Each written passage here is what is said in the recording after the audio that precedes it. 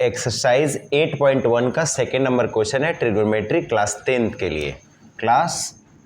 के लिए, ठीक है। तो देखिए इसमें क्या है कि आपको निकालना है tan p minus cot r, जिसमें इस फिगर में दिया हुआ है ये 12 यानी 12 और ये 13 दिया हुआ है, ठीक है। तो याद रखिएगा थीटा के सामने वाले जो साइड होते हैं वो कर्ण होते हैं, और ये फिक्स कर लीजिए कि 90 के सामने वाला हमेशा कर्ण होता है, ठीक है। और थीटा के अनुसार ये लंब और आधार चेंज होते रहता है, ठीक है। तो अब देखिए इसमें क्या मांग रहा है आपसे। तो सबसे पहले आपको ये दोनों दिया हुआ है तो आपको ये निकालना ज़रूरी है, ठीक है। ये तो लेट सपोज अगर थीटा नहीं गिवन है तो आप इसे लंब माने, ठीक है। अब इसे लंब माने तो आधार आपको निकालना पड़ेगा, ये निकालना पड़ेगा। तो आधार इक्वल्स टू क्या होता है, ठीक है। तो आधार बराबर क्या होता है, आधार बराबर फार्मूला होता है रूट अंडर कर्ण का स्क्वायर माइनस लंब का स्क्वायर, ठीक है। अब कर्ण कितना गिवन है, कर्ण 13 है, देन 13 स्क्वायर माइनस लंब कितना है 12, 13 square equals to 169 and 12 square equal to 144। जब इन दोनों में माइनस करेंगे 25 आएगा जिसका वर्गमूल 5 होगा। तो 5 सेंटीमीटर आधार निकल गया।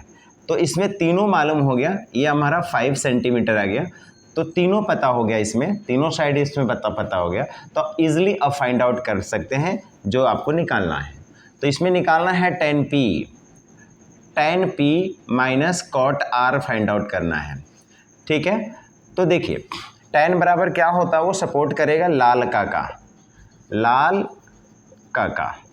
तो ये tan का रेशियो है लंब बटा आधार, तो यहाँ बन जाएगा लंब बटा आधार माइनस cot बराबर होता है, इसी का उल्टा होगा तो आधार बटा लंब हो जाएगा।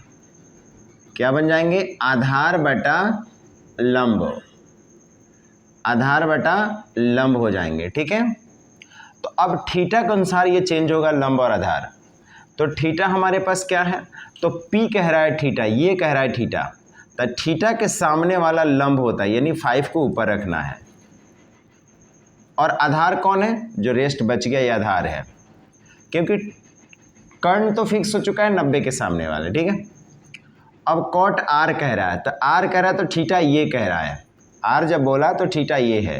तो याद रखिएगा थीटा के सामने वाला r बोला है r, cot r, तो ये थीटा बोला, तो इसके सामने वाला लंब होता है, थीटा के सामने वाला लंब, तो 12 हो जाए, लंब आधार रख रहा है ना, तो थीटा के सामने वाला लंब, तो इसका मतलब आधार कौन रहेगा 5। तो हमें आधार रखना है तो 5 के ऊपर और लंब रखेंगे 12, ठीक है।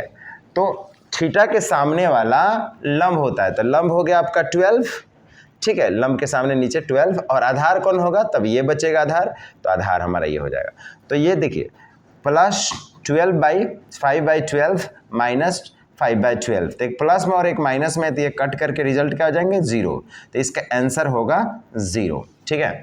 तो आप इसे नोट डाउन कर लें, यहाँ से यहाँ तक ये चला हुआ है, फिर यहाँ से है, ये क्वेश्चन यहाँ से स्टार्टिंग हुआ है और लास्ट आंसर हमारा ये क्लियर होगा। आई होप कि समझ में आया होगा। चलिए हम लोग चलते हैं क्वेश्चन नंबर 3 को सॉल्व करते हैं।